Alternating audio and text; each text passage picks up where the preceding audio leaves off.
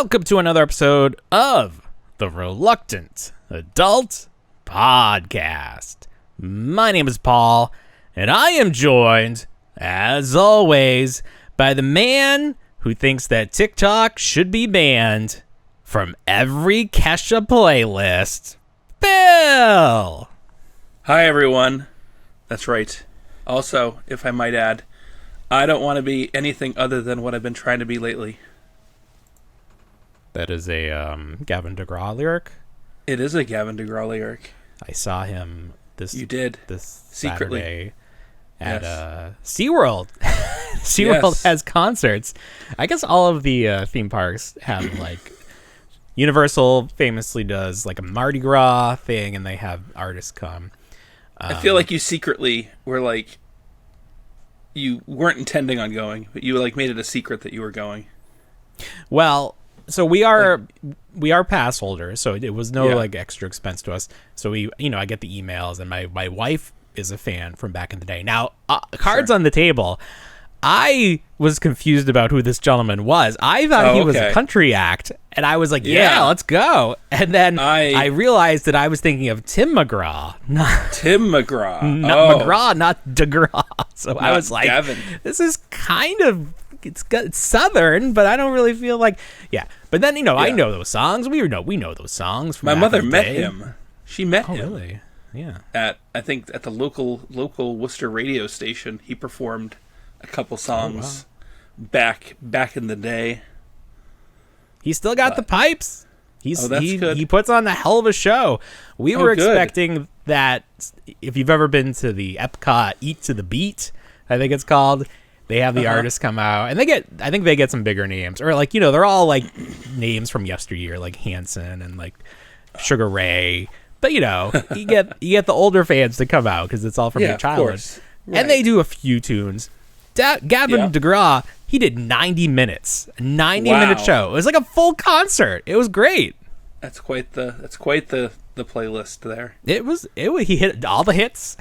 Good. He had some stories. They were riffing. He would just be like, "Hey, remember this song?" And the band would play it, and he would sing it. Did he do any covers? Yeah, that's what I'm saying. He would just do these other songs that weren't his. Oh, okay. Yeah, I always like when I can always appreciate that when artists. I was very impressed. He was playing the piano backwards at one point. Wow. He like got up and he was in front of it, and then he like reached over and was playing. And I was like, "Just sit down. Why you gotta make it so complicated?" Oh. So that was fun. That was a lot of fun. And then so we are. Up. Who? I said, why you got to make it so complicated? And then I said, well, then Avril Lavigne showed up. Oh my God! Could you imagine? I can't. Is she still married to the guy from Nickelback? Is that a thing? Look at this photograph. No, she's not. My wife producer says she was at one point. I wish I had a photograph. I don't. I'll put one on here. Look at this thing of milk. What is? All right. Well, listen. You showed it. Let's talk about it. I just want to drink it because I have a cough. Blue milk. So this was announced. This isn't new. Well, it's new. I bought it yesterday. Chug. Right? We'll see how much I can get through the whole show. It's still milk, though, right? Like, it's still milk. Human body can only absorb so much dairy. This was announced, I think, maybe a month and a half ago. I think it was released on April 17th. So it's been in the fairly. We were shopping at Walmart yesterday, and I happened to look in one of the coffin cases. I saw the blue, and I said, "There's the Star Wars blue milk." So I am going to live sample it in front of everyone, right from the jug. No, I brought a glass. Oh, okay. The kids want to try it too, so. Oh, okay. You don't want to share germs. My pour going. That's a healthy. That's a healthy pour. As thick as my Pokemon Go character looks now. I wish I had one of Aunt Baru's cups. So were they special? Nah, I think they were just like plastic tumblers, if I had to guess. So this says Star Wars, inspired by Star Wars Galaxy's Edge blue milk. So I have heard that it does not taste the same as whatever they're making down there. Pour the power of protein. Wow. Oh, it's protein. Milk just... Is milk QR code? Protein is always part of it? I don't know. Yeah, I believe so. Blue-colored vanilla low-fat milk with other natural flavors. Vanilla. I wonder what the natural flavors are. No, vanilla flavored. All right. Drink it. Here it goes. Is thick. It is thick. Down the gullet. Is it delicious? It didn't leave a mustache. I'm disappointed. No. My son all night tonight was like drinking his milk, and he'd be like, "Do I have a mustache? Like Dad?" It's like, no. Yes, but no. Yes, but no. It's okay. Okay. It's okay. Poor Luke. That's all he got. Is it better than regular milk? Regular white milk? Would you drink that over that? No, I wouldn't. No, you. I don't like the vanilla taste to it. Yeah. I guess. Why can't milk just be milk? Just give us the liquid that comes out of cows' udders. Why you gotta fancy it up? It's already fancy enough. It's got like a chalky taste to it. Oh, you lost me. That's like it's probably the sand. It's probably this. Yes, exactly. The sand. It's the sand. They make the Tatooine sand. It gets in all the blue milk. Like, ugh. Well, I'm thoroughly disgusted. So let's move on. Did they have blue milk in Phantom Menace? I feel like they missed an opportunity, a golden opportunity. One fan service, the one callback that they missed because everything else was interconnected. Yeah, everything else was in there except the blue milk. Mm-hmm. Potentially, I don't know. Shmi could have been doing it up. Shmi, what a name! All right, on to the show. Well, you mentioned Star Wars and the prequels. So there is this Black Series set that includes R5-D4, right? 2 pit droids, and then BD-72, which is what? Is that the little droids that are at the theme park now that hop around? They have those droids at the theme park. They made their debut on, what was it, Fallen Order, the video game? Oh, yeah. He's that kid from Shameless. Yeah, he's like a little parrot buddy. Yeah, that's fun. Yeah. Okay. So this set is like a lot of money. Like $50, right? That's a lot of money. That's like, it's way too much for what it is. Sure. And it's a Target exclusive? Yes, I feel like it's a Target. Let's just go with it's a Target. That's what it exclusive. Says. That's what the tweet from Preternia says. Let me tell you something. People shouldn't complain about an exclusive being too much money, because inevitably it's going to get marked down. You play the waiting game. You just don't get it all at once, you know? Right. Yeah. That's the price if you want it immediately. Right. But if you wait for a sale, a clearance. Yep. Target's got plenty of sales. Inevitably you're going to pay $10-15 for this. And then you're happy. What percentage is that if it starts at 50? 75? It gets that. Well, they don't do 75 anymore, right? They just go to 70. Oh, do they just go to 70? Okay. I feel like. So if it was 70, that would be, you'd save $30. Yeah. So 15. So like you can hope to pay 15, and I think that's a good price. That's fair. I'd pay 15. I'd do it. Yeah. I'd pay $1 for that set. Yeah. Speaking of things costing money, I sent you this picture of the San Diego Comic-Con exclusive Super 7. Oh. Chef Michelangelo. Now, I don't know. I mean, Super 7's the first company I've seen advertising for Comic-Con this year. I had to take a step back and be like, wait a minute, is this next year? But no, we haven't even hit summer yet. So like everything's about to start popping up for these exclusives. So Michelangelo, standard Michelangelo from what we can tell, comes with an alternate head with a tongue sticking out. I don't know if that's from the Sewer Surfer Michelangelo. It's alleged that it is, yes. Okay, I have that figure, so... It's a great figure. The skin tone, I don't know if this matches like the skin tone they've used for Michelangelo all throughout. It looks a little different to me. More like the toy, maybe? But I guess they all are supposed to be like the toy. But he comes with a pizza box, at least 4 slices of pizza, maybe more, because it's shown with some in there. And then is the packaging a pizza box, or is that just showing what the pizza box that he comes with looks like closed? I think the packaging has to be a pizza box. You think it's a pizza box? Okay. Yeah. And then he's got a chef's hat and an apron. He does. Which are I can't tell from this if they are hard goods or soft goods. I think I want to say they're hard goods. Is it Moe's apron? Like all the leftover Moe's aprons? No, it's not. Put on this and bleached white? Okay. Yeah, and it's got a little pocket in the front to catch the toppings, I guess. Yeah. So the thing with this is they want how much? $60? Something like way too much. Is that what I said? way more than it should be at this point. But it's an exclusive Comic-Con. So they're trying to pick up the people that are just walking around the floor being like, oh, I remember Ninja Turtles. That's fun. Right. I like pizza. I told you, I think they should have put some pizza coupons in there to kind of soften the blow of that cost.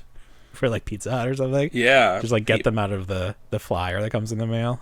Right. Something. Or like add something to the sculpt. I mean, I guess that they're just reusing the sculpt. I don't know. It's fine. Do you think there's like a lot of completists at this point with these lines? For this line? I mean, what's been... I feel like there has to be, because I think a lot of people waited, or the ones that didn't wait picked them up, but also like a lot of people got in when they were marked down. Well, that's true. Yeah. I don't know. It just feels uninspired to me. Like it's. I mean, it is what an exclusive should be. Like you shouldn't feel like obligated to buy it. If you miss it, you miss it. It's okay. That's fair. But they only get so many chances to do variants, so right. It's just, I feel like there could have been more to it, but I don't even. The other one, they got a Zartan. What's different about him? Comes with a cloak. Is that different? Is this for Super 7? Yeah, it's a Super 7 Ultimate Zartan. Oh, I figured Jungle that G.I. Joe line was Zartan. dead. Yeah, I feel like it's outside of exclusives. And then Dungeons and Dragons. I didn't even know they were doing Dungeons and Dragons. They announced it. I don't know if I saw anything. It's not out yet. Well, you can get Invisible Sheila the Thief, and she is just clear plastic. Oh, so if you enjoy that. I don't like that and look. Then Thundercats, Ghost Groon, another sort of like translucent looking figure. So lots of stuff from Super 7 all of a sudden. Well, 4 figures for their exclusives. Nothing for Power Rangers. And last year they did the Black and Gold Dragon Zord. Yeah, they did the Dragon Zord. The Black and Gold Megazord already slated for one of the normal releases. So instead of doing an exclusive with that, they just put it in the normal line, which is interesting. So I don't know if this is it. We'll probably get some reaction figures, if nothing else. Yeah. They always like to do those. Those seem pretty easy for them. Of course. Still waiting for that TMNT 2003 announcement. It's supposed to be this month, so maybe this week we'll see. I'm very curious to see what those look like.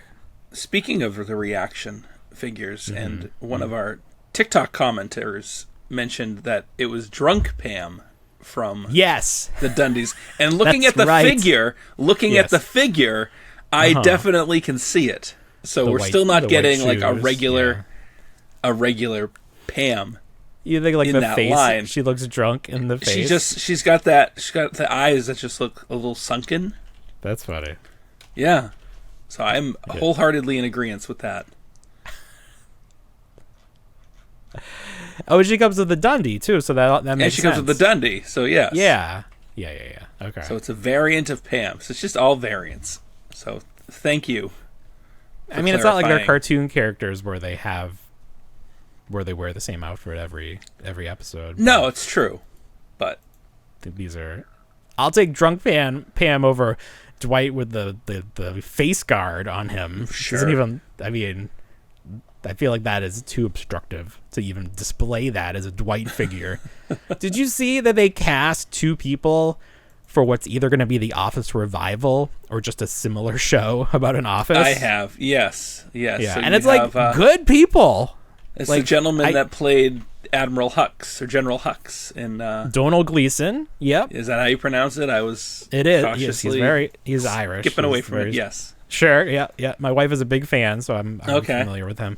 And then the woman from that show about the rich people. Yes. What is it called? White Lotus. Yeah, she was she was like the head of the hotel in the previous season. So. Legit actors, although not American actors. But I guess we don't have any good American actors anymore that do like. They're all recognized. Everyone's an import at this point. Donald was recently in that series with Michael Scott. Steve Carell, thank you. Called The Patient, where he was crazy. Donald was. and he had Steve Carell locked up in his basement Steve was a therapist on the show, and he was like trying to get him because Donald was killing people and he didn't want to kill people, so he was like, I need your help, please help me, I'm gonna lock you up down here until I'm cured or I kill you. Intervention. I don't remember how it ended. He did kill him. Okay, spoiler alert. But there was like Donald killed Steve Carell. So, oh my! No, it was not a happy ending, at least for Steve Carell. But Steve Carell his character had this whole sort of backstory where his life was a little bit unhappy because of his relationship with his kid. So there was like a dream sequence or something where they made up. So for like a moment you thought, oh, everything was okay, but no, it was not. It was like a flash forward. Which, speaking of flash forwards, big surprise dropped this weekend, and that was the name of the episode, Surprise. Bluey, we thought we were done. We had our emotional high, our emotional low. Yeah. And then this week they dropped an episode that flashes forward to adult Bluey. Right. And we have a tease. Oh, is this the second time they've done that? I believe it is the second time that they've flashed forward, but I believe Bluey was a teenager. Okay, in the so episode. This is full-grown adult. Now, adult Bluey. It's not confirmed. It was left very open-ended. There is a pup shown wearing the same play gear that Bluey was wearing earlier in the episode. Right. So people are speculating that this is Bluey's child, and they want to know with whom this child was created. Get this kid on Maury right now. Do you have a theory? There are two. There are two leading suspects. Yes, and I disagree with both. So. Oh, okay. What are your thoughts? I don't have thoughts. I'm in the camp where it could be someone we haven't seen yet. Like, it doesn't have to be someone from her childhood. Well, I think that's a very fair point, but that's also not how TV works. So it is not how TV works. We have to pick somebody from the pool of characters that we already know. Then if I was to pick from the pool, I'd be Team Mackenzie. Mackenzie, okay. Mackenzie Team now. Jean-Luc. Mackenzie is a black and white sheepdog, or not sheepdog, like Australian Shepherd, with a floppy ear. One floppy ear. Jean-Luc is just blue. He's like the same color blue throughout. Right. It's almost like now purple. the pup. Yeah, right. So the pup, I thought from the video I was watching was black and white, but there's official. Okay, so there's some official images out there, and it's more of like a blue purple. Yes. So that you don't know. You just don't know. Who knows? But people, I saw a lot of Team Mackenzie in the comments. Yeah. But then people were making some very strong points for Jean-Luc. But there'd be other people being like, why are we shipping these characters that are 7 years old? Like, they had a whole life to live. They could have met someone else. They could have, of course. Mm-hmm. So Bingo is not shown, although we see her in a digital photograph that's hung up by the door. And it looks like she is at those what are those statues, the giant statues that come out of the ground. It's a digital photograph? Because it changes. There's it three does. images. I thought that was an animation error. I got confused because I watched really? You thought it was like said, changing every time? What is this? What's going on here? Okay. What's the Stonehenge? Yeah. So there's like a dog version of Stonehenge. Yeah. And she's there. So some people are speculating that she became an archaeologist. Okay. And some people are like, maybe she's just traveling. We don't know. Maybe she's just traveling. She's just traveling. I don't know why you're trying to pigeonhole these characters.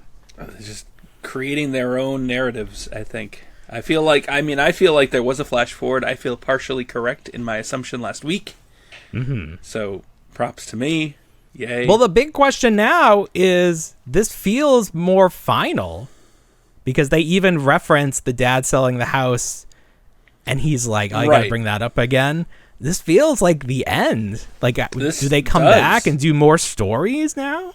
I don't. So each season, and that's the other thing too, because you could look at last week's as like 3 or 4 episodes altogether. But Bluey itself, the series is 50 episodes per season. Damn. So this episode but they're only 7 minutes long, Paul. Well, right, that's the trailer. So So this was episode 50. So we're 150 episodes in. I feel like that's a decent run. Sure. Yeah. But people love Bluey. People leaving love money Bluey. on the table. People want Bluey in the Disney parks. I feel like my flash forward to a couple more years would be more make more sense as opposed to having adult Bluey and then her kid. Sure. Because then we're just watching the same show over again. Well, that's interesting. So there is a train of thought that maybe the show will pick up with Bluey being the age of the parents and the parents' grandparents, and then you just have a new set of young kids. But I think people like Bluey. We don't want to have new young children. It's not like when the Rugrats tried to do that and they had new babies. Rugrats New Class or whatever. The all grown up episodes. All grown up, like follow. Yes. Well, I guess that is what we're suggesting here is we have them be a little older, but that didn't work out so well. So maybe that's not a good idea. No, it's like when Doug went over to ABC and we were like, what? Someday we have to really delve into Doug because there's so much about Doug. Because Doug, I remember liking it, watching it. Yeah. But like, what even was it? It was just a story about like this kid in school, and he was an awkward kid. He was just awkward. And he had a lot of anxiety. He like didn't want to eat Brussels sprouts, liver and onions. That's what it was. And he got invited to the dinner party, and Patty said that she was going to serve it, and he was concerned the whole week. And then she's like, "Oh, I know. Remember you said you hated them. That was just a joke." And he's like, "I wasted my whole week worrying." Right? Yeah, it was his whole week. Yeah. Everything revolved around him worrying about everything. Yeah. Poor Doug. That would be, I don't know. Would you buy Doug toys? Are they interesting enough? Like if Super 7 were to do super articulated Ultimate Doug figures, maybe? I almost feel this would be more of like a Mondo thing. Like how Mondo's doing Mondo. Daria. Yeah. I could see like interchangeable arms. Yeah, maybe they could send you some samples. It's a sore subject, Bill. Please don't. I'm sorry. We don't need to talk about that. I'm still waiting to hear. Still waiting to see. Well, I'm still waiting too. I don't know. I'm not sure what happened there. Mondo, check out listening. Those shady neighbors that. I don't. Yeah, maybe it got picked up. I was like, did I put my address correct in the message? Right. Like, pretty sure I did. Haven't heard from our friends at Mondo lately. Something happened. Still working there. Seeing the post, but That's okay. So they had some Daria stuff. I remember Daria. Daria and her friend. Yes. Daria was interesting because it was a spin-off from Beavis and Butthead. Right. But, like, could not be more different. It was very tame. Like, I remember coming home from school and watching it and being like, oh, it's not anything terrible. Not like Beavis and Butthead where everyone was not anything like... It was at a time when you didn't have a lot of female-centric leads in your cartoons. And this was Daria's story. It was a bold move, I think, to do it. And I don't remember watching it. Like, I can't really remember any of the stories, but I think I watched it. Yeah, I definitely remember watching Daria when I came home from either middle school or high school. Yeah. Did Beavis and Butthead ever show up? In that, someone else will tell us that they did, but I don't have any recollection. I don't, because the animation was different. Much different, yes. Okay, it was much different. Yeah, I feel like it was a little crisper. It was different enough that they would have to redesign Beavis and Butthead, and I feel like that would be something we would have remembered. Yes. Did we talk about Beavis and Butthead being on SNL a couple weeks ago? Because we recorded the day that that's that right. happened. It was that night. It was that so night. they did a skit where it was like an expert was on a panel talking about AI, and there was an audience, a live audience behind them, and there was just a person in the audience and it was Ryan Gosling. He was the host that week, and he just looked like Butthead. He had the blonde pompadour and the shirt. He was exactly like Butthead. But the joke was he didn't know that he looked like Butthead. He was not familiar with that character. Right. And then the host of the show would turn around, ask him to leave, and she broke. Like, she laughed. She couldn't control right. herself. That was funny. That was funny. Yeah. Like, people don't like it when Jimmy Fallon would break on the show because he did it for everything. But this was legitimately funny because it was funny. And we were like, okay, we understand.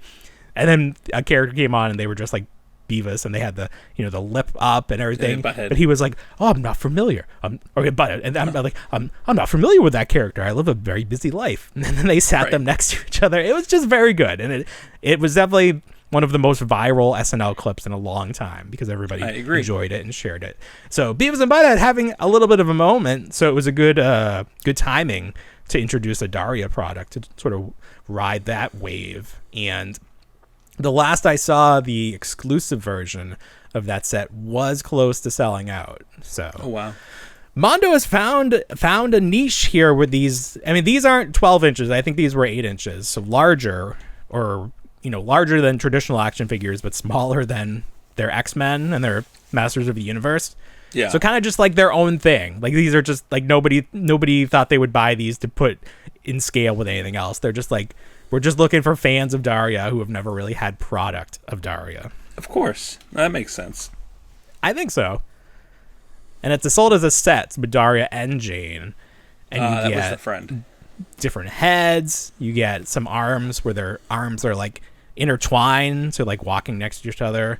Just some fun stuff. So if you like Daria, you've waited a long time for some collectibles. So here you go. And only $125 for the set, so that's pretty good actually. Not terrible. Not terrible at all. While we're talking about cartoons, should we talk about X-Men 97 this week's episode? We can. Yeah, let's dive in. So this was episode 6. Episode 5 melted everyone's face off. It was everything we've always wanted X-Men to be. And this week was, you had to sort of take a step back. You couldn't have always like as much excitement. Always. That, like but you this said, week, with Bluey storytelling, this is exactly how you tell the story. You have the punch, and then you have the back. You got it. Now this is a little more plot because we were introduced to a very much alive Professor X. Yes. Who is living up in space with the bird people. They were birds. I had no idea growing up. The whole time they were birds. Now, I mean, full disclosure, most of my X-Men knowledge and everything else doesn't come from the comics. It comes entirely from that cartoon.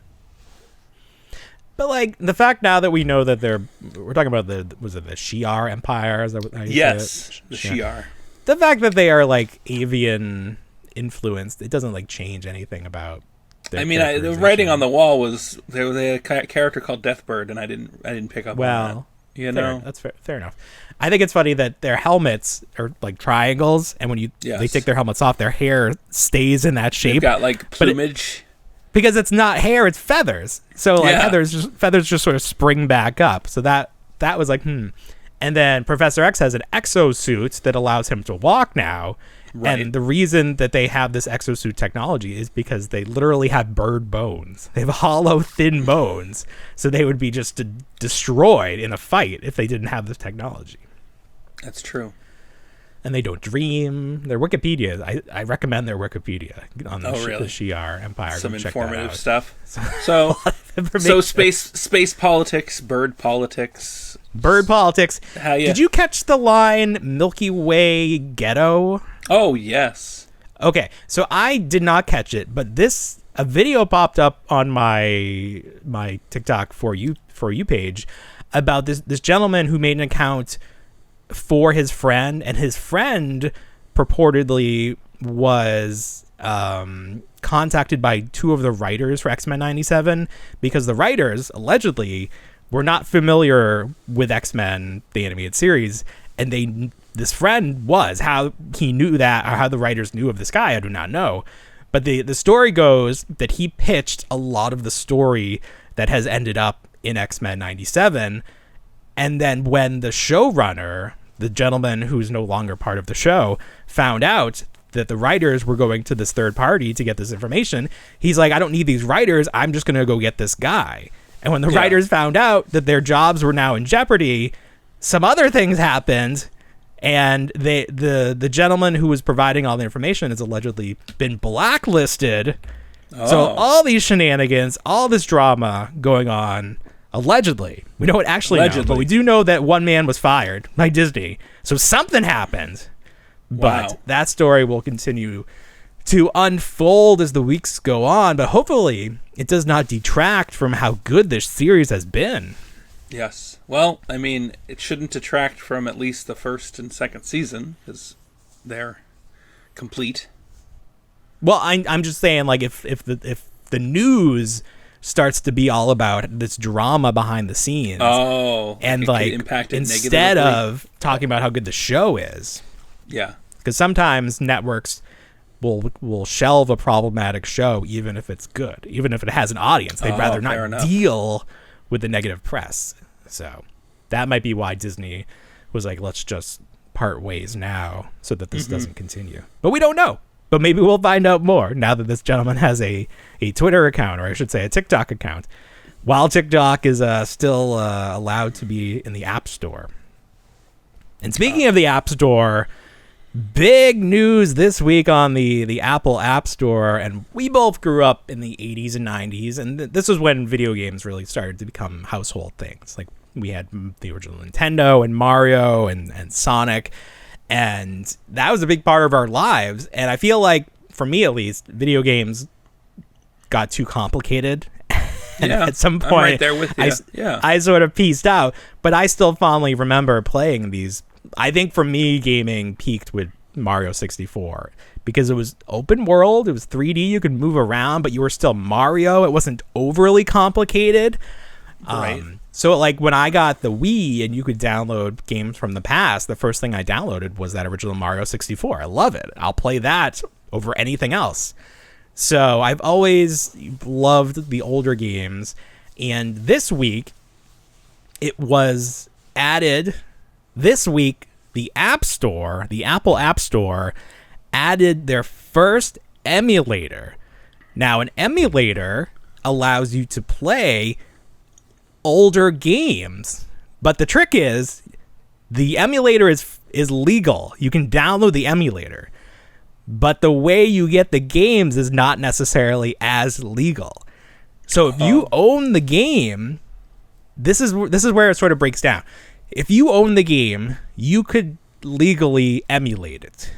So we owned a lot of these games, but I don't know, like, you're downloading it from a third-party website.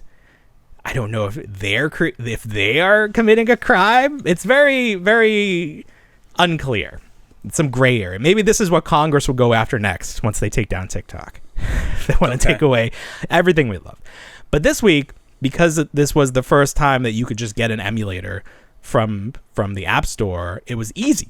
And all you do is you download the emulator and then you download the games from your website of choice and you add the games and you just play the game. There's nothing else to it. It's so simple. So I've been playing Mario 64, all of the old wrestling games, anything you want. Pretty much every game that has ever existed is on there. You'll have to show me this. Okay, you could. It's been all over the feeds. Everyone is talking about this. It's the number one download or close to it. If you search, the name of the emulator is Delta. If you search for Delta, this app appears above the airplane company. Yeah. Like, more people are searching for Delta emulator than Delta Air.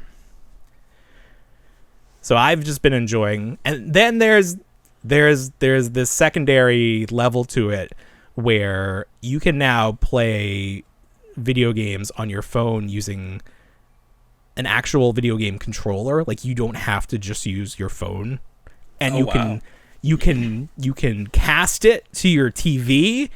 So it's exactly like it was before. You're just playing it on your TV with a controller. Like, it's the future. The future is the past, and the past is now. Wow. It's so funny that this is more exciting to a large group of people than the newest video game. That is exciting. I mean, it is exciting. That's a lot of fun. That's a lot of fun because, I just love picking it up, and there's no load times. Like, everything loads immediately. Oh, wow. I like that at least from what you've shown me and what I've seen, the remote is on the screen of the phone. Right, so it's sort of set up like a Game Boy where the control is below, or if you rotate your phone, it's on the sides, and I actually find that much easier to use. But then they sell these third-party controllers where you can put the phone between the two handles, so it looks just like a Nintendo Switch. so you can play it that way too. Like there's all these companies out there making products that make it easier for you to play video games. That is exciting because there's some stuff that's just like too difficult to get your hands on, right? And like work like backwards compatibility and everything like that, like with those old NES games and things like that. That's the thing; it just works. You just download it, you play it, you play it for as long as you want. You can save your progress within the emulator. There's just an option where you save and then you can have different save points and then you just restart from there. It's really fantastic. I think I was watching one video that says that the video game market didn't think that people would care enough about old video games, and that this is sort of disproving that. And it'll be very interesting to see what that causes to happen to the market. Like, will we see a lot of movement towards bringing these titles back in different ways, or is it too late now? People know they can just get them for free, and you don't have to be super savvy to do it, but you do have to have somebody to give you the website to get them, because that's not part of it. You can get the emulator, but you still need the games. I'll try. There is some risk to that. What was that? I said I'm gonna try to find Monster Party. You ever play Monster Party for the NES? For the NES Monster Party. Oh, it was a lot. I remember Paperboy. No, Monster Party was just a riot. Toe Jam and Earl. What's the one where you were a kid and you had like a Super Soaker? Oh, that might have been Super Nintendo. That was Zombies Ate My Neighbors. Yes, that's it. Yes, it's funny looking back through the games because they're like the ones that pop out, like the Marios and everything. But then, like after that, there's not like any like ones that I'm like, oh, I really like this game. Yeah, it's like usually like the ones that everyone else liked too. But still very cool. You could also get. My daughter's quickly finding. She has the Switch, and the library is very good about getting Switch games in. That's so cool. I wish ours did that. But there's a lot of Switch games that just aren't that great. Yeah. So she'll get them, and then, before it was like a reading proficiency thing, but now that she can read much better, she can kind of keep up with some of those games. But a lot of them are just kind of like, was it a Cocomelon game she saw the other day? And she was like, why the heck's there a Cocomelon game? What is this? What kid is playing Cocomelon and has a Switch, Dad? I'm like, I don't know. My kid really likes Kirby, and he's always asking him to get the next Kirby. But the thing with the Switch games is they don't discount them after a certain amount of time like they used to with other games. I remember that when they hit like when they would sell, million milestone. Exactly. Yes. They would become cheaper, but that's not the case. If anything, they're going up. I know. Wonderful. I don't get it. Oh, man. We're going to have to emulate all this shit. That. Yes. So, going from one video game to another, did you ever play Fallout? I played Fallout 4. You did? Okay. Yes. So what made you play that? What made me play Fallout 4? I honestly don't know. I think I saw enough marketing for it where I was like, oh, this looks like it could be fun. Or it was gifted to me. I don't know what it was. It was something. On the computer? How do you play it? I think I played it on the PS4 at the time. Is it puzzles or is it a first-person shooter? Like, what is the game I believe it's a little bit of everything, and then like adaptive gameplay, and you can, you kind of set the story yourself. You can upgrade yourself. It's one of those games where it's like very complicated, but like as you do things, you just keep upgrading. Sure. Yeah. So now we have this Prime show, Fallout. Have you seen any of this? I have been watching it, yeah. You've been watching it, great. What episode are you up to? I try to do at least one a night. If I fall asleep, I'll go back and I'll watch the half that I miss. Okay. I believe I'm up to episode 6. Okay, I think that's right where we are, too. Yeah. So, I love this show. I wasn't sure. I have not played any of the Fallout. The only thing I know is the thing on the arm, the Pip-Boy. I've seen that. Right. And the little bobblehead man, like I've always seen that, but I was like, I have no idea what this is. But like almost immediately, the way that they unfold this world, I'm like, I'm in. This is great because it's close enough to our world with just like a couple things changed, and like you can still sort of feel grounded, but you're like, I could totally see like us going that way if like if a couple things were different. That could have been the way that things unfolded. So that's how, that's necessarily how it, like, historically, like, there's a divergence where things just go a different route, like back in like the 60s. It's the branch timeline. Yes, but I like different. It. I like it. Yeah. So I know, like, I think it got a lot of hate at the beginning because they were like, this isn't who I saw the main character as. But in Fallout, you make your own character on the onset, like for Fallout 4 at least. You made your own character. So your own avatar, as it were. So from what I was reading, the series takes place after all of the games. Okay. So it's not like if you played the games, you know how the series is going to end. It's its own thing. But there's lore, and it seems like they're sticking to that lore, if not adding to it a little bit. So in the show, there are 3 storylines that we're following. We have Lucy, who grew up in the...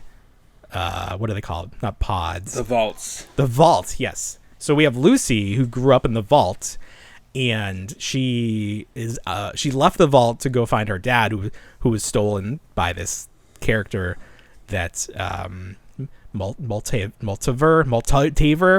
I believe that's really know. We don't know a lot about her yet, but they're like raiders. Yes, that's right. They were described as raiders. They took her dad. And there's probably more to that because he's a pretty well-known guy. So to have only appeared in that first episode, there's probably more going on there. The other storyline is the Ghoul, and he is played by Walton Goggins, who I'm a big fan of as his role as cousin baby Billy from the Precious, what is it? The Precious Gemstones? Righteous Gems. So the other character we follow is the Ghoul, who is played by Walton Goggins, and I'm a big fan of his from his role as Uncle Baby Billy from the Righteous Gemstones. And I think a lot of people are discovering him. He was like the #1 searched actor on IMDb this week. Oh, that's interesting. Everyone's like, who is this guy? Really? I never watched The Shield or anything? He's been in so much. I know, but all of a sudden. So much. Yeah. And then the other storyline is like the army faction, where we have this Maximus character who has one of those exoskeleton suits, and his story is really interesting to me. And his acting. At first, immediately when I saw him, I'm like, is that the son of a famous actor? Like, he looked like somebody. But no, he's not. He just looks like a bunch of different actors depending on the angle you're looking at him. Oh, okay. And then some people don't like his acting. No, I'm right there with you.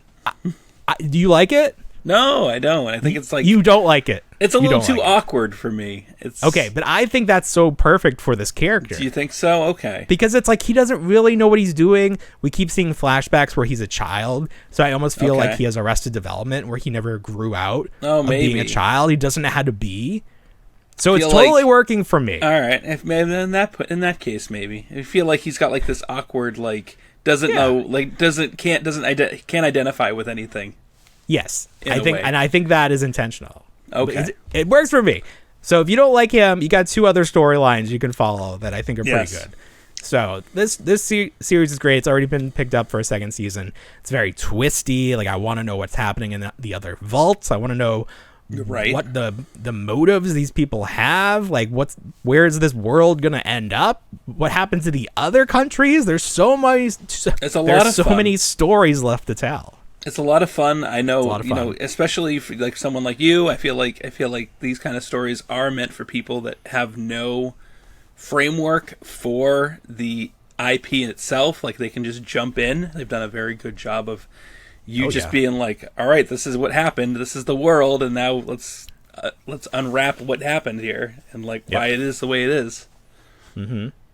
So. But at the same time, enough fan service that people, the fans of the video games, don't feel like they're rewriting history, or like there's enough for them, enough meat on the bone for them. I wonder if they'll do a BioShock game or show at that point, because that's now I wonder like what other video games are going to get this sort of treatment. It can't be a cheap show to make with all the music. Just the music budget alone. But that's part of it. It's like that 50s aesthetic. It just carries. Maybe a lot of that is in public domain at this point. Oh, that's a good. I do wonder. Yeah, that could be. No, isn't it usually like 100 years later? Is it 100? I mean, it all depends. I think it depends on what the content is. Yeah, like if it's music or animation. Huh. Right. Well, that's a good question. But very good. All that's very good. Let's see. I feel like, just to keep going on it just a little more, I don't know. I feel like if it were more not episodic, but like week to week, I do enjoy that more. That anticipation, as opposed to having it all dropped at once. You like the new episode every week. You don't want to binge all at once. No, I've gone past the binging. I'm sort of in my adult life. If I had no kids, then sure, I'd be done in a night. But with the kids, I know you only have an hour to spare. Right. And I'm sort of surprised that companies still do this, because we've seen the comparisons between shows like Stranger Things, where they drop it all at once and then the buzz is dead in a week because everybody watched it. And it's like, is that better than having it one a week and you get 2 months worth of conversation about the show? But I don't know. They're making that choice. But we're essentially watching it as if it's one. Well, we're doing one a day, so it's a little different. But I don't know. It's interesting. I agree with you too. I wouldn't mind having it be once a week and then making it destination television, not being like, I gotta find time, or it's like, I can't do this because I want to watch. I want to be done with it. It's there. I don't want to be spoiled. I want to get through it as quickly as possible. Right. Yeah. I mean, I've done a fairly good. I mean, I stay away from a lot that will spoil me. Like, I went forever without being spoiled on that new Ghostbusters movie. So. Oh, you did? You made it? You went in fresh? I made it. I went in very fresh. Yes. All right. So were you the only one in the theater when you finally saw this? No, there was a good amount of people because everyone was on vacation this past week. So. Why? We went for an afternoon show. It's school vacation. Oh, it is school. Oh, school vacation in Massachusetts. Okay. Yeah, because it was Patriots Day, the race, right? Boston Marathon. Right. So yeah, they don't add an extra day; they just incorporate it into a full week. So what'd you think? What'd you think about Ghostbusters: Frozen Empire? I feel like it was like when people described it as a true life, like live action, real Ghostbusters. Yeah. I feel like that's an accurate representation. Yeah. I feel like, though, that it wasn't the greatest of movies. It wasn't the greatest of Ghostbusters. I feel like the whole family was just like a bunch of squatters living in like a dilapidated firehouse. Yeah. Like, Carrie Coon had nothing to do in that movie. Not except like schlep around, which I guess is her character. And she was like, you know what? If I'm not a Ghostbuster, I just go where I go. Like, that was like her whole thing. Like, she had no passion for it. She was like, well, this is over. Whatever. On to the next thing. And then I'm like looking at like the kid actors and I'm like, these are like full grown adults at this point because Sure. I mean, I think Phoebe's playing a 15-year-old, but you have to remember that production for this first one, Afterlife, was like in 2019 and then it was delayed. Right. So like 5 years have passed and this woman is playing 15-year-old. This woman is playing, and she's like she's walking around in like the flight suit. She's shaped like a woman, and you're like, it's not a kid. It's not a kid. No. Well, she got the wig. And then Podcast. I don't know what happened to him. He's like he got like taller and like I don't know. Sure, that's what happens. Incorporated the Ray hair. Taller. So okay, I hear what you're saying. But I will still say that this is fine. I enjoyed it. I wouldn't have changed anything because there were so many characters in this world. Because you had a lot of characters to begin with from that first movie. Because like Podcast and then the other girl, what's her name? Lucky. Yeah. They were sort of like fringe characters to begin with. So the fact that they carried them over to the next movie, that was probably like a little bit too much, but they were very minor characers. They were interns, as it were. Sure. Interning. And I thought what they did was fine. Like there was, if you were a fan of Rey, I feel like you were a fan of this movie. I feel like I of agree the with original Ghostbusters, and then Winston, he had a good portion too. He did. You know, they definitely made his character very important. But There was enough Ray Bill had a Murray lot to of fun. Ray not steal stuff. the show. Bill Murray didn't get the opportunity to steal the whole show. So yeah, I will say that whenever Bill Murray was on screen, I was laughing so hard. I did like that he had a little bottle like hidden in the firehouse. That was great. The very first scene with him where he's doing the test with the fire master, I laughed at everything he said. I thought it worked. He's just so great. And there apparently were more scenes with him. Oh, really? And I don't know why they chose not to use them. Maybe it was just the movie was long enough. There's apparently a ton of footage that wasn't used because we saw the promotional footage or the shot of Bill Murray talking to Ant-Man. What's his name? Paul Rudd. We saw the promotional footage of Bill Murray talking to Paul Rudd down by the containment unit, and that scene's not in the movie. Mm-hmm. That scene's so there's not stuff there. we Them haven't and all those seen. red coats. Those red coats didn't make an appearance. Right, everybody in the red coat. Yeah. Yeah. The poor people, the poor cosplayers who red spent coats. hundreds of dollars for these red coats that barely appear in the movie were not a big deal at all. So there was just a lot of stuff. This franchise, I feel, is much better suited to be a TV show at this point. Yeah. Because there are so many storylines. It's just too much for a movie. Well, I think we are getting a cartoon at this point. Well, that's good. I mean, that's fine. But I feel like they could do a really good actual TV show. Because, you know, you had a ghost, but it wasn't, I mean, maybe it was going to be the end of the world. But, like, at this point, with every Marvel movie, it's like, it's the end of the world if you don't save these. And it's just too much. Like, every movie can't be that. And if you have a TV show, you don't expect that. Yeah. No. So I feel like it's better suited to be a TV show. So we'll see. I don't know. All the fans on Twitter are celebrating every financial milestone because they think that if it gets over X amount, it's considered a success, and then we'll get more. And I'd be fine with that. I would like to see Ghostbuster like food products pop up in stores every couple of years. Like, I have no problem with more movies. It's just fun. I feel Slimer was great for what little time he got. Slimer was great. You know what? Slimer was good because he really kind of just played that part that he played in the cartoon, where he was just kind of there. He was hanging around.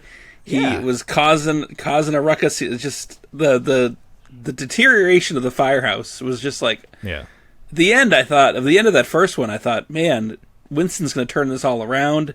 He's going to clean this place up. He's going to clean up. He kind of put like a Band-Aid on a lot of things. The car still kind of didn't work. I was like, well, he put all his time into that other place. Oh, into that like Ecto lab. Yeah, the lab. That's where all the money went. Oh yes, some ghosts in there. I thought that was fun too. I thought it was fun. Everything worked. Did you like the garbage bag running? I did appreciate the. Okay. The I like that too. My wife did not like that part. Of the garbage bag running, they made that figure. It was the pink. It was a pink gummy Oh, it's figure. Right. That's right. Comes with Callie Spangler. She's the possessor. That was done in practical. That was was it? Person That's fun. That's why it looked so good. It wasn't CGI. It was actual person running in a trash that, bag. and that's the kind of ghost that would be in an episode of the real Ghostbusters. Yes, that's right. Going, taking over the vacuum cleaner or making a joke, being like, "If you're good, I'll give you a tennis ball to play with." They possessed the Ecto-1. That was fun. The cartoon, yeah. Lots of fun stuff. That's what I'm saying. It was just a little, so almost like too much for one movie. There was so much in there. Maybe that's what it was. Maybe it was too much. Yeah, because people are like, "Oh, it was good ideas, but like enough was cut that it didn't make sense how you got from point A to point B." Oh, I don't think I don't agree with that. I think people just weren't willing. I think people don't understand what Ghostbusters is. Yeah. Like, they saw the first movie. There's no way to recreate the original Ghostbusters. No, of course not. That movie could have been anything with just those four guys, and that's what it would have been. It didn't need to be Ghostbuster. It could have been anything. They acknowledged Ghostbusters 2, which was nice. That's true. Yep, that is canon. Yeah, people were never sure if that was actually happening. Yeah. So okay, so still, you did you like it more than Afterlife or less? I feel like I liked it more than Afterlife because I think the music played a little bit better, which was a big. I did not dislike Afterlife. I appreciated it. However, I feel like some of the music choices in it didn't make sense. I like that they got back to New York. I feel like New York as a character is a big part of the Ghostbusters. You need it. You can't just have them out in Oklahoma and out of context there. It's kind of weird. There were rumors it was going to be in England, and I think that's just where they filmed. But they were that's a little odd. It's gonna be like, nope, please don't. I really appreciated it was not so much, there was a lot of detail, and I mean, you're winning me over here in terms of me really liking it as opposed to just liking it. But like thinking about it, you see in Ghostbusters 2 and then in Afterlife Ray's Occult Books, but then in this movie you get more to it. You get that there's a basement level, there's all sorts of little things here and there. The firehouse, you get to see more of the levels, you get to see the kitchen, you get to see all these fun little extra tidbits that are incorporated into the environment, the lore. It felt like a real world. Like you could walk through these. It wasn't just a set. Like they were actually living here. There was, you'd walk down the steps to the trap or the containment unit. Now, I have a question about the containment unit. Is it only what we see, or does it extend beyond the wall? Is it like a big space? So, in that movie, it looks like there's a large space behind the wall. Okay, that's what I always thought. But like spatially, we're not looking at it spatially. Like we look at it as we're going down, but proximity-wise, in the firehouse, like where is it? Because if you're thinking about it adjacent, the one thing, so did you know that firehouse was much larger in the past in real life? It was a double. Yeah, it was double. It was a double. And I feel like that was a big miss. Yeah. Because they do have that flashback at the beginning of the movie where it's still just the single-faced firehouse. Someone was really mad about that. It's not historically accurate. Oh, okay. Ugh. I did Never like mind that then. I like it then. Never mind. No, it's fine. I like it. I guess it's as just long as like I can disagree with someone who doesn't like it enough to make like that big of a change. Sure. Like, what happened to the other half? Oh is yeah, it a ghost firehouse now? Is it Mackenzie's other half? What is it? Is it Jean-Luc? Ooh, I don't know. Everything has to have a meaning. Yeah. All right. No, thanks. Immediately after seeing it, the one plot line that I wanted to discuss with you, Phoebe's relationship with Melody. Yeah. What did you think about that? I felt like they were just kind of like kindred spirits. Okay. I didn't look too much more like as you didn't look too much more into it. Okay. No, I didn't see much more into it. I was more on the line of like. I mean, it always confuses me as to when there's human characters as ghosts versus the ghosts that we do get in these movies, where it's like, what the hell is Slimer then at this point? Well, that's the thing, right? You got this girl going around. I mean, this is kind of like Casper level weirdness, where it's like, very Casper. Because we saw the taxi driver, and it was like a zombie skeleton, right? Yeah, it's just like. Do you feel like it was out of character for Phoebe to become a ghost, or is that something that Egon would have done, where he was going to drill a hole in his head? I feel like it would have been in character with Egon to become a ghost. So I feel like it would travel over. I think so. I'm sure there's many episodes. There's the Murray the Mantis episode where he says he wants to open up diplomatic relationships with the ghost world by like traversing into the containment unit. But yeah, I was fine with it. I wasn't taken out of it by that. But some people were like, this is a step too far. But I think it was fine. We were talking about spoilers earlier, and there was a big spoiler that popped up this week from the next Captain America movie, where a Hulk it will allegedly appear, not our Hulk, but a Hulk of a different color. Yeah, they're all Hulks, right? Yeah, I think that's just sort of like just what they call themselves. They're like in Half-Life, their ghouls and their Hulks.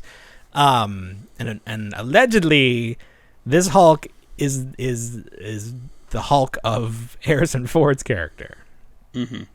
So Harrison's like, I'll do this movie, but I want to be just voiceover for the majority of it. So yeah, just maybe put me in a suit. Put me in a suit and tie, and then that will be that. And then. So the reason we know this is that there was a leaked photo of McDonald's toys from this movie, and these are fabric. They look like they're fabric. They're not the bobbleheads. They're not the bobblehead. So maybe we've seen the end of the not Funko Pops that they've done. Now here's the lineup. If you don't want to be spoiled, too bad. You're gonna spoiled. Now this picture is in Spanish, so these names are in some of them are in Spanish. There's the new Falcon, who is orange like an Oompa Loompa, so I'm not sure what that's supposed to be. Okay. There's Cascavel. Do we know who that is supposed to be? I have no idea. Female character? What is Cascavel in Spanish? Let's look real quick. Cascavel. I don't know anything about this. Rattlesnake? No, that's Cascavec. What is it?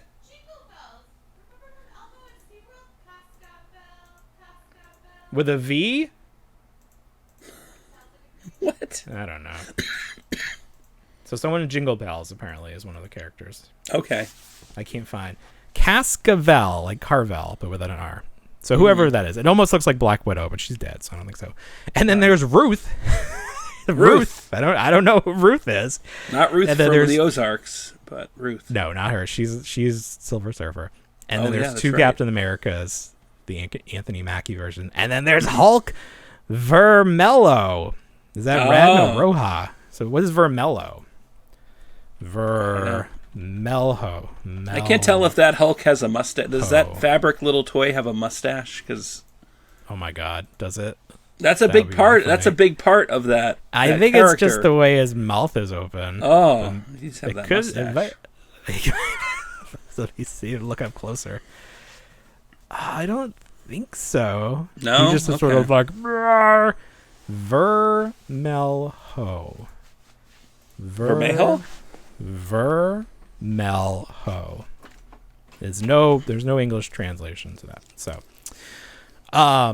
yeah. So you got a lot of women. You got a Red Hulk, and you got Captain America. So I don't feel like this is and a plane. Oh, and the shield. That's right. I love when the equipment is a character. Yes. So I don't feel like this is going to be a super popular wave of McDonald's toys. Just call it as you will, but I just don't think that this one's gonna. I feel like we're gonna be seeing these as the mystery toy for months to follow. They ran out of the real toy. Here you go. That's what you get. Here you go. But maybe people will take to these characters. I don't know. Fantastic Four coming soon.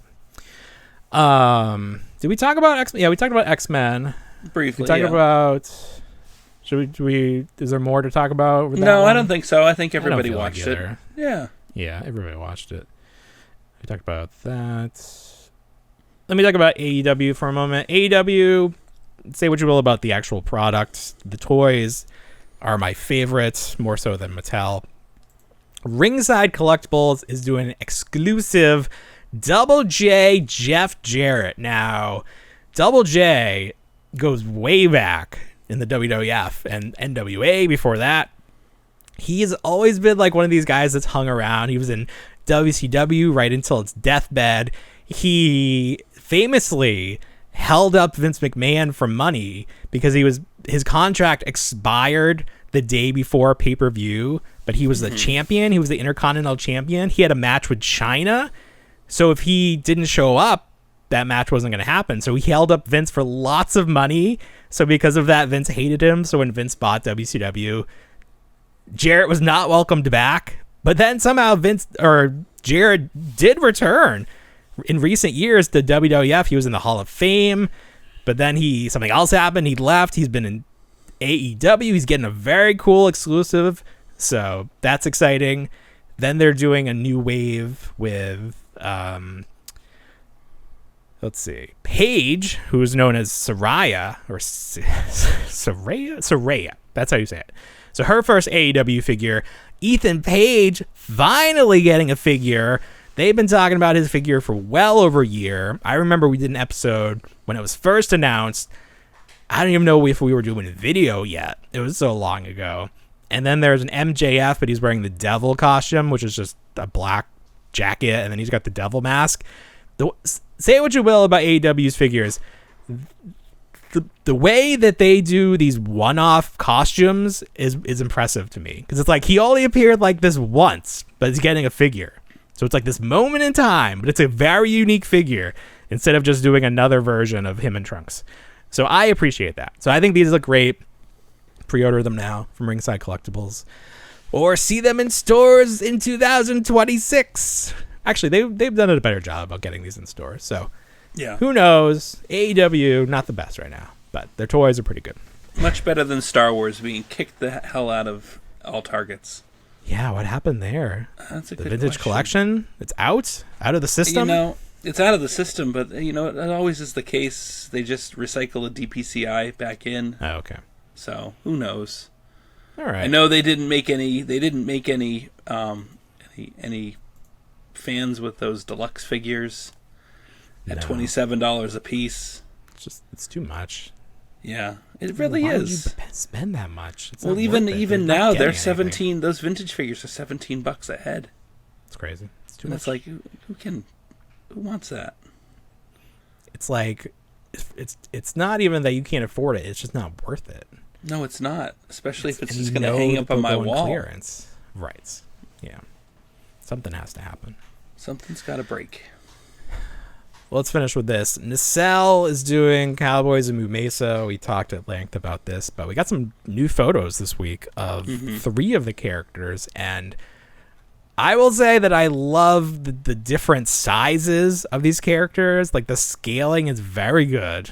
You have that huge figure, the sheriff that was announced on the cover of the toy magazine, and then you have one of the cowboys, but then you have one of the female cowboys, and I was saying that the designs of the female the characters on the show are like too human, and they faithfully recreated that with this figure.